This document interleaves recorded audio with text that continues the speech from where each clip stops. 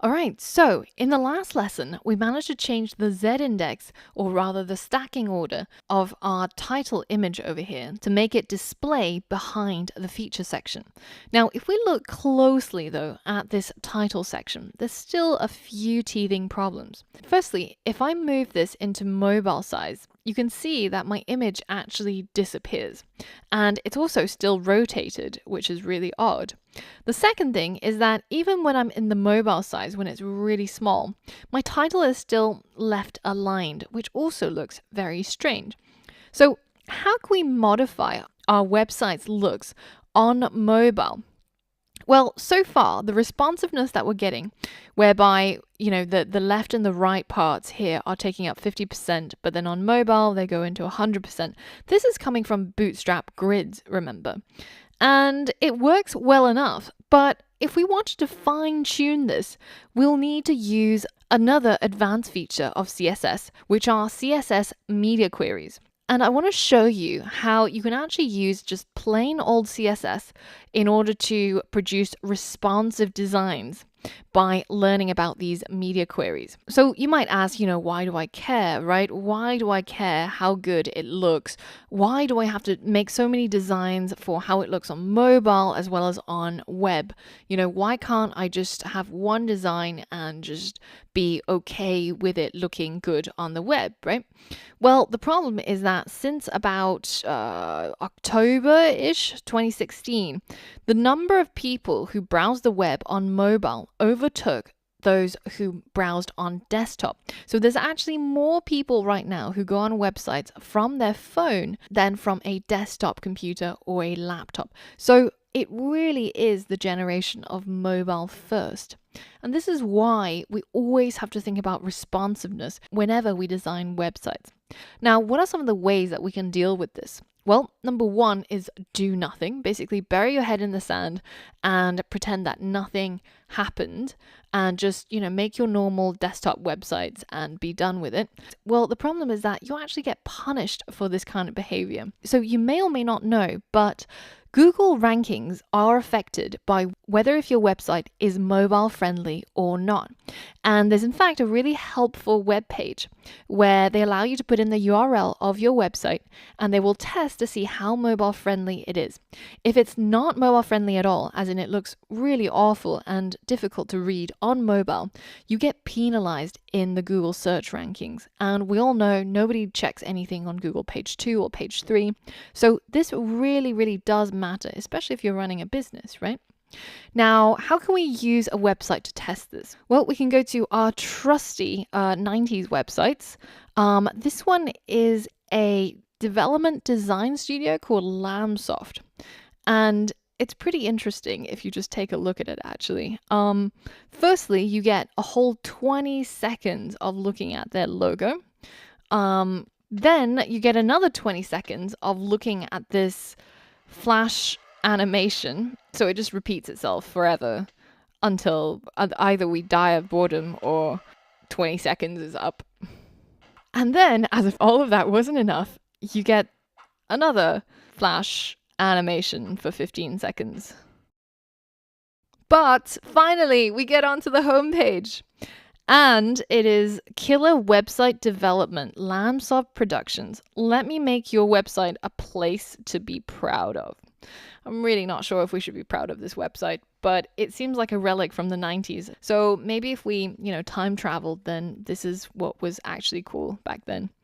Anyways, this is clearly not a mobile optimized website. I mean, just what happens? Nothing happens, right?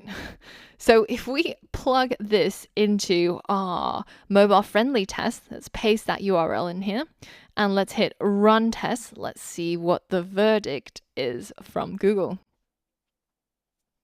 All right, so definitely no. Page is not mobile friendly. The text is too small, the viewports are not set, and you will be punished on the Google search rankings. So let's not do that. Let's not ignore mobile friendliness, and we have to do something. So what can we do?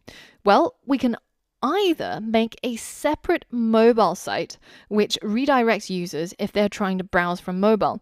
And many large websites actually do this. For example, if you try to go onto Facebook on your mobile device, not through the app, but through your browser, then you actually get redirected not to facebook.com, but m.facebook.com. And that M stands for mobile because they've actually created a separate site that's laid out perfect for mobile viewing. And you can go there on your normal laptop as well if you just head over to m.facebook.com, and you'll see how they've structured and designed the website completely differently from their desktop version in order to be more mobile friendly. Now, that's also a lot of work. You're kind of designing two separate websites, right? So the third solution, and what I would recommend as the best solution, is to just make your websites responsive so that it looks nice on desktop, on laptop, on iPad, on tablet, and on your mobile. And that is what we're going to learn about today. And we're going to make our website responsive, not using external tools like Bootstrap or any of the other frameworks, but we're going to use CSS native functionality. And the one that we'll be using are media query breakpoints in order to achieve this responsiveness. But firstly, what exactly are media queries? Well, let's find out by creating a new CodePlay playground. Now, the first thing that I'm going to do is I'm actually going to remove our Bootstrap framework. So I'm going to go with no framework because, as we said before, this is a pure CSS feature. It's not related to Bootstrap or even jQuery. And in fact, if you leave the Bootstrap framework there, it might actually affect the media queries. So I want you to remove the framework completely and hit save. Now we're going to create a new H1. I'm just going to say hello world. And if I hit run, you can see we've got this nice black text. And as we all know, we can go into the CSS and simply say something like, let's target the H1s and change its color to red. So we know that when I hit run, it's going to change the text color to red. Now, what if I only want it to be red under certain conditions? So say if I wanted to say that only when my website is being printed do I want the text to be red. How can I affect my website on that kind of level? Well, this is where media queries come in. So I can say add media, then I'm going to give it a statement to evaluate whether if it's true or false. So I'm going to say media print. So if our website is under the condition of being printed, then this will equal true. And that means that all of this code inside the brackets will get carried out. So now let's hit run, and you can see that under normal conditions, my website just has an H1 that's black. But if I now hit print, you can see that the text is now red. And that comes from our handy media query. Now, there's other media queries apart from print. There are things such as screen, which is dependent on the screen size or screen resolution. There's also another one, for example, speech, which will be activated if the website is being read to a visually impaired person, for example. So we can use all of these different types for our media query. And this is kind of roughly how the media queries are structured. Firstly, you have the @media keyword, which says that everything that comes afterwards is a media query. The next thing is the type of media or medium that we are selecting on. So the code should only be activated if the website is being displayed on a screen, or if it's being printed, or if it's on a screen reader. All of those kind of things. And then the third thing is the feature. So as we said before, the media queries is a query. So we're checking to see if something is true or false. So we can check to see, for example, if the media is a screen, i.e. being displayed on a device, and the feature is that its minimum width is 900 pixels. So we're checking to see what size the website is being rendered in. Is it being rendered in something that's really large, like a desktop computer? Well, then in that case, we're going to change something. Now, instead of checking whether if our website is in the printed condition, we can also check for other things like screen resolution or screen size, which is more applicable to when we want to make our websites responsive. So let's delete the print statement, and let's say instead that under the conditions where our website has a max width of, say, 900 pixels. So we know from CodePlay's estimates that a laptop is roughly 1200 by 264 pixels, and a tablet is roughly 880 pixels by 264. And the 880 is, of course, the width. So that means that if we say that under the conditions where the website is being displayed and the maximum width is 900 pixels, so if the website is 900 pixels in width or less, then we will change the H1's color to red. So let's pop this out, and we can see that on laptop size, it is black. Our H1 is black, but as we get smaller and we go to the tablet size, you can see that our color just changed dramatically. It just turned red. And when our website is any size that's 900 pixels or smaller, so tablet or mobile or, any sort of small device, then we can change and affect our CSS. So what might you want to change in here? So for example, what we might want is that, say, under normal conditions, we want the H1 to be displayed with a font size of, say, 30 pixels, right? So if I hit run, you can see that it's roughly the same size as before. It's large enough for somebody on a desktop size. Now, what if when our screen gets smaller, say on a tablet or mobile, I want the font size to be a little bit bigger so that it's easier to see. So let's change the font size on mobile and tablet to, say, 60 pixels, double the size. So now if I hit run, you can see that nothing really happens on the desktop laptop sizes. But once I trip that breakpoint, that 900 pixel point, you can see it's right here, then our font gets doubled in size and it's now much easier to see on a smartphone. Now you might want to go the other way too. Maybe you want the text to be smaller on the phone and larger on the desktop to take up more space that's available.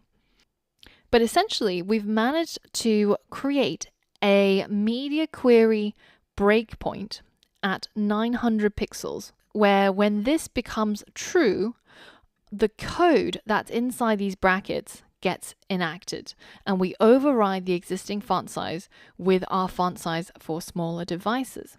Now, the wording of these breakpoints are a little bit confusing, I must admit, because you can have max width and you can have min width. So if the minimum width is 900 pixels, then we're now targeting in the other direction. We're saying that when our website is being displayed on any device that's 900 pixels wide or greater, then we want to change the font size. So if I hit run now, you can see that when this is being displayed on a laptop or desktop size, it's massive. But when I trip that 900 breakpoint and go into tablet or mobile, then it reverts to the normal styling. So this media query is only valid from 900 pixels onwards. Now, you can also use more than one parameter to really narrow down the range where you want this media query to occur. So, for example, you can combine a minimum width of, say, 900 pixels and a maximum width of, say, 1000 pixels. Then in this case, our code inside these brackets is only going to be triggered and used on a viewport that is greater than 900 pixels but less than 1000 pixels. So there's only a 100 pixel gap where this code is going to work. So let me show you what this looks like.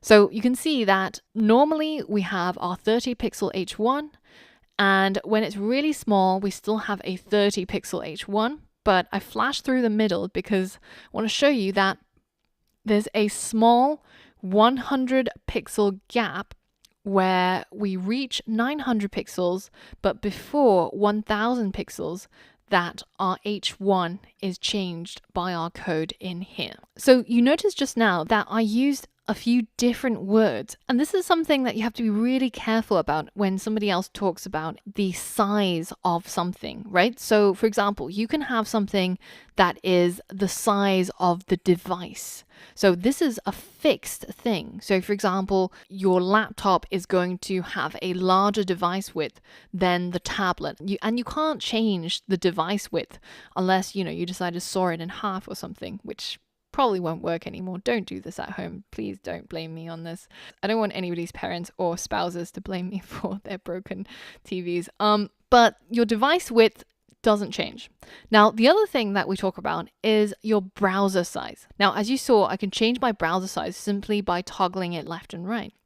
Now, the last thing, which is what we tend to talk about when we're talking about responsiveness, is the viewport. And this is the size of the screen that your website is being displayed on. So all of these terms mean different things, and it's really important that you remember what they mean when we refer to it, because otherwise it can get a little bit confusing. All right, so let's head back to apply what we just learned to our project. So what we need to happen is that when we go into the tablet size or smaller, we need to change the position of our image from position absolute, where it's taken out of the HTML flow and it doesn't take up its own space, even when you can't even see it anymore, like in this case. So in order to do that, we have to change the position of this to static when it's being displayed on a smaller screen. So it starts taking up the full amount of space that it needs again. Now, the other thing I want it to transform and rotate back into the straight axes. So I want that image to be straight and not tilted like we have in the laptop size. And finally, I want the text in this title to be center aligned when we're on the tablet and mobile size, so it doesn't look so weird being left aligned. And in terms of bootstrap grids, you can see the point at which the medium size triggers. So the tablet size triggers right here. And if you open up Chrome Developer Tools and we're not actually using the panel, if we just drop it down, you can see that on the right up here, we've got the width being displayed as I toggle it. So let's take a look at our website design and see at which width or at which point does our design start getting weird. So as we get narrower and narrower, our title and our images are being kind of squished together more and more. So this point we're at 128, and this still looks good, but any smaller than that, then it starts looking kind of weird. So let's target that size with a media query. So we're going to create a media query just by using the media keyword. Then we're going to say the width that we want to target. And in this case, I'm going to use max width because this is going to refer to the viewport sizes where the width is, say, 128 pixels and below, which is going smaller and smaller. So this is a good point, I think, to start changing the CSS. So at this point in, not really time, but in viewport width, I'm going to change the title image. So you would write your CSS just as you would write it inside anywhere else, but it's now inside this media query where this code only gets carried out under the conditions where this is true. So when our viewport is 1028 pixels or smaller, then we want to change our position back to static. And if I hit save and refresh, then you'll notice that when I get into the smaller sizes, so when I go past that breakpoint, then our image becomes the original static size. So it's back into the flow of the HTML and it's not getting cut off by anything else. Now, the next thing we want to do is to rotate it back to the center. So to do this, we have to use the transform property, and we're going to rotate it. Now, you might think that you need to rotate it backwards. So you say minus however many degrees. But actually, this is the absolute rotation. So this is rotate back to 0, which means that it's straight up. So let's hit save and refresh. And you can see now on the tablet size and mobile size, we're getting a vertical phone with the image, and it's now taking up the entire space of our title section. It's not being cut off at all.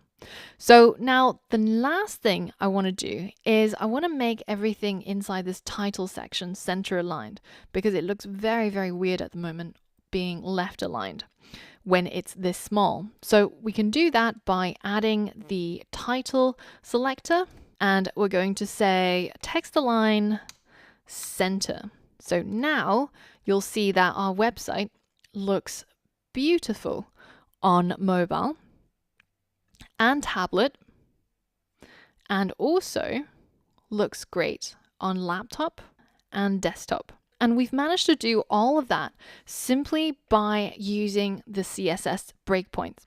And what you'll find is that generally with broad stroke responsiveness, you can do a lot of that with Bootstrap grids. But for fine tuning and for really narrowing down on the exact design you want for mobile, tablet, and laptop, you will often find yourself using these CSS media queries. So when you're designing a responsive website, there's really two ways or two directions where you can go about doing this. You can either go mobile first, so you start designing your website at sort of this size, and then you start looking at how you can make it look good on laptop. Or the other way, which is what we've done basically, is designed our website for desktop and then made it responsive and look good on the smaller sizes. Now, there's a lot of debate about which direction is better, but what I recommend is that you actually try doing it both ways. So starting by designing and creating your HTML and CSS for a mobile size website, and then trying to make it responsive on tablet and laptop, and also going the other direction for maybe another website project, and you'll find out which you prefer.